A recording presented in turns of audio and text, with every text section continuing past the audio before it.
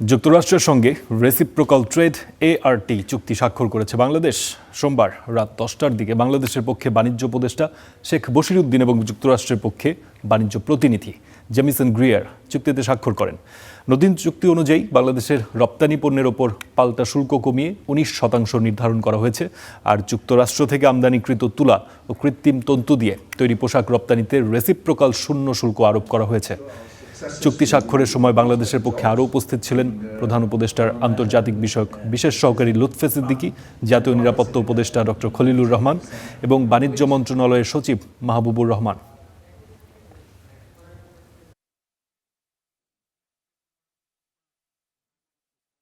And I'm sure our successors will do much better jobs in our matter with President Trump and got us a reduction to 19%, which will make... And I'm sure our successors will do much better jobs in our matter with President Trump and got us a reduction to 19%, which will make... Truly a historic moment for us, even though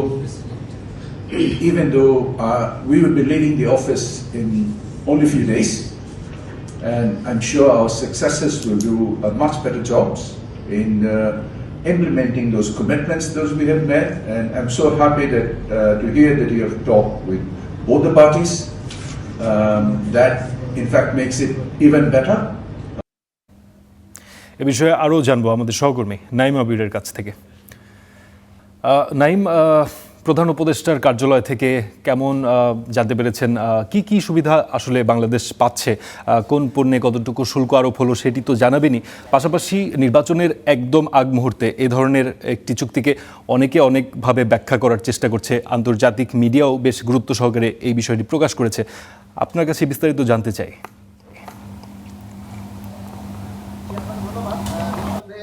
একেবারে নির্বাচনের আগ মুহূর্তে এটি বাংলাদেশের জন্য একটি বড় খবর। যদি বলি, বাংলাদেশ এবং মার্কিন যুক্তরাষ্ট্রের মধ্যকার এই বাণিজ্য যে চুক্তি, অর্থাৎ এই ট্রেড ডিল, একটু জানি নাকি আপনাকে শুরুতে যে এই ডিলের আওতায় দীর্ঘদিন ধরে কিন্তু এটি নিয়ে আলোচনা এবং একই সাথে সমালোচনাও চলছে।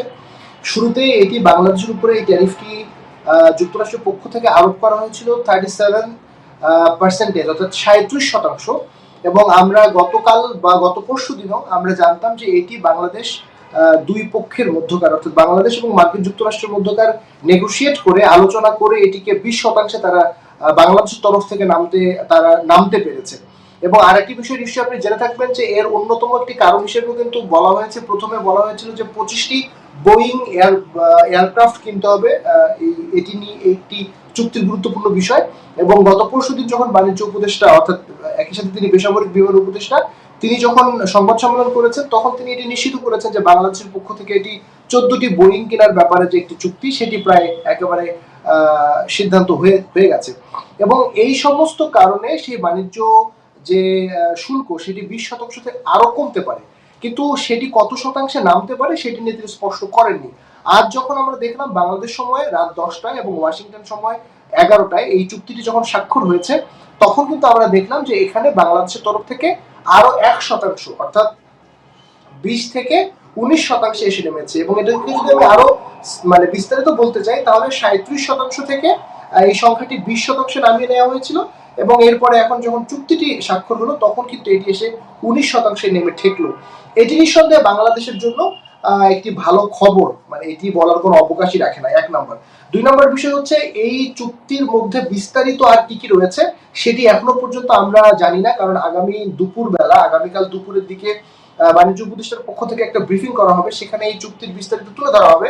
তবে আরেকটি ভালো খবর আমি যতখানি জানতে পেরেছি, বাণিজ্য মন্ত্রণালয়ের বিভিন্ন তরফ থেকে, আমাদের কূটনৈতিক তরফ থেকে এবং বিশেষ করে বিমানের তরফ থেকে, সেটি একটু আপনাদেরকে জানিয়ে রাখি যে মোট যে 19% শুল্ক ট্যারিফে নামিয়ে আনা হয়েছে, তার মধ্যে একটা গুরুত্বপূর্ণ বিষয়, যুক্তরাষ্ট্রের কাঁচামালে যে ধরনের তৈরি পোশাক বাংলাদেশ তৈরি করবে এবং এটি যদি যুক্তরাষ্ট্রের বাজারে আবারও এটি আমদানি করা হয়, অর্থাৎ কাঁচামাল আমদানি করে তৈরি পোশাক বানিয়ে এটি যখন যুক্তরাষ্ট্রের বাজারে আমরা রপ্তানি করব বাংলাদেশের তরফ থেকে, সেখানে কিন্তু একেবারে 0% শুল্ক একেবারে এই সুবিধাটি বাংলাদেশকে দেওয়া হয়েছে। অর্থাৎ এখানে স্পষ্ট করে উল্লেখ করা হয়েছে এই চুক্তিনামার মধ্যে যে সুতা এবং কৃত্রিম যে ফাইবার যেটা আর কি সেই ফাইবার এবং সুতা অর্থাৎ এই দুটি জিনিস যদি আমরা মার্কিন যুক্তরাষ্ট্রের বাজার থেকে বাংলাদেশের ব্যবসায়ীরা আমদানি করে, গার্মেন্টস শিল্পের যারা উদ্যোক্তা রয়েছে, এবং এখান থেকে বাংলাদেশের এই গার্মেন্টস থেকে যদি এই তৈরি পোশাকগুলো